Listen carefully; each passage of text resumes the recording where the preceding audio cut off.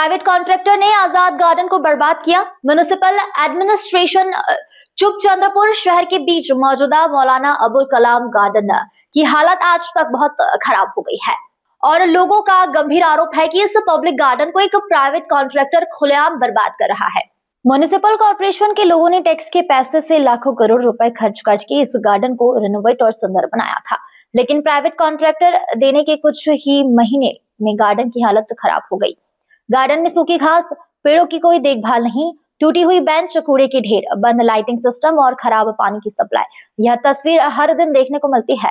खास बात यह है कि कॉन्ट्रैक्टर बिना कोई मेंटेनेंस किए लोगों से हर दिन एंट्री फीस वसूल रहा है। लोग अपना गुस्सा जाहिर कर रहे हैं। यह पैसा मेंटेनेंस में इस्तेमाल होने के बजाय कॉन्ट्रैक्टर की जेब में जा रहा है। इस पूरे मामले में म्युनिसिपल एडमिनिस्ट्रेशन, गार्डन डिपार्टमेंट और कमिश्नर की चुप्पी शक पैदा कर रही है। सवाल यह उठ रहा है कि जब कॉन्ट्रैक्ट की शर्तों का उल्लंघन हो रहा है तो कोई कार्रवाई क्यों नहीं की जा रही। नागरिकों की मांग है प्राइवेट कॉन्ट्रैक्ट तुरंत कैंसिल किया जाए और गार्डन को सीधे नगरपालिका के कब्जे में वापस लिया जाए। आजाद गार्डन कोई प्राइवेट बिजनेस नहीं बल्कि पब्लिक प्रॉपर्टी है। नागरिक यह भी चेतावनी दे रहे हैं कि अगर प्रशासन ने तुरंत दखल नहीं दी तो वे विरोध प्रदर्शन शुरू कर देंगे। या पद्धतीने या आझाद गार्डनला नूतनीकरण त्याचं सौंदर्यीकरण करण्यात आलं होतं आणि कंत्राटदाराला सांगितलं गेलं होतं की याचं मेंटेनन्स करणं हे तुमचं काम आहे। त्या पद्धतीनं काही मेंटेनन्स दिसत नाही आझाद गार्डनमध्ये। बिलकुल नाही दिसत। तुमचं काय मत आहे जे गार्डनमध्ये येणारे नागरिक म्हणून? मला हे म्हणायचं आहे की साहेब गार्डनचं पूर्ण सत्यानाश करून ठेवला आहे। कॉन्ट्रॅक्टर काहीच लक्ष देत नाही, जागोजागी कचरा पडलेला आहे आणि आम्ही सर्व लोक इथं येऊन ऑक्सिजन घ्यायला, श्वास ठीक करायला येतो, पण आम्हाला असं दुर्गंधी आणि सर्व गोष्टीचा सामना करावा लागतो। धन्यवाद। आझाद गार्डनचं जसं काही नूतनीकरण झालं होतं, सौंदर्यीकरण झालं होतं, त्या पद्धतीने त्याला मेंटेन करण्यात येत नाही। आपलं काय मत आहे? ही गोष्ट बिलकुल खरी आहे की लोकांच्या सुविधेसाठी जे आझाद गार्डनची निर्मिती करण्यात आली होती आणि त्याच्यासाठी जो फंडिंग करण्यात आलेला आहे, त्या अनुषंगाने जे आझाद गार्डनमध्ये ज्या ज्या सोयी सुविधा पाहिजेत तर सोयी सुविधा पाहिजे तशा प्रकारच्या प्रोव्हाइड करण्यात येत नाहीत आहे। ते फार दुर्दैव आहे।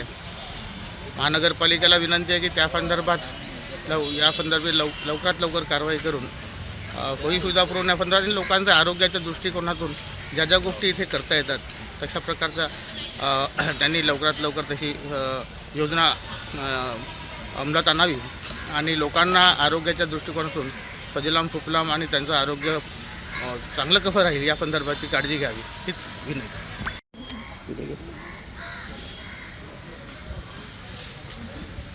आझाद गार्डनची आज खूप बिकट अवस्था झाली आहे। चंद्रपूर महानगरपालिकेने हे आझाद गार्डन लाखो करोडो रुपये खर्च करून याचं सौंदर्यीकरण केलं, नूतनीकरण केलं आणि नंतर खाजगी कॉन्ट्रॅक्टरला दिलं। पण त्या कॉन्ट्रॅक्टरला त्यामध्ये सांगितलं गेलं होतं की या गार्डनचं तुम्हाला पूर्णपणे देखरेख करायची आहे, पण तसं काही कॉन्ट्रॅक्टरच्या माध्यमातून होत नाही आहे। तो फक्त पैसे कमवण्याचं काम करतो आहे।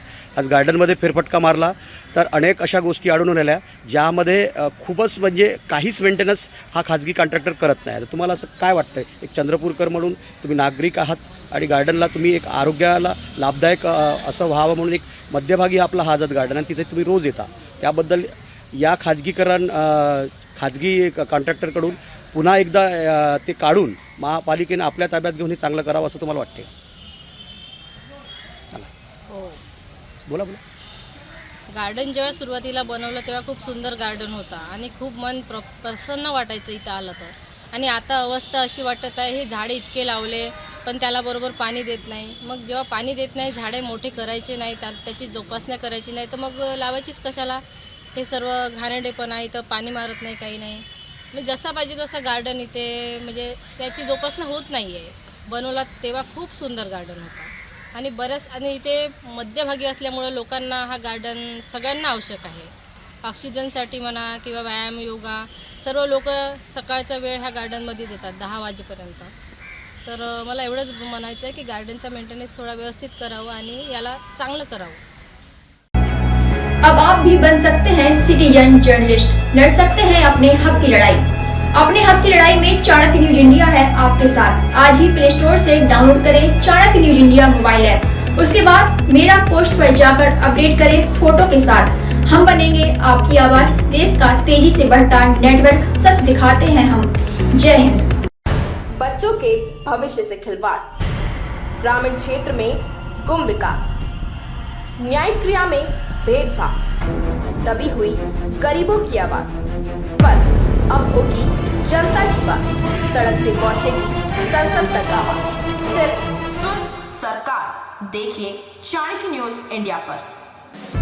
खबरें जो आपको सीधे जोड़ती हैं हमसे, जिनका आपकी जिंदगी पर होता है सीधा असर। खबरों की वही तस्वीर, बिना बदले बिना डरे, जज्बा सच का लिए, सच दिखाते हैं।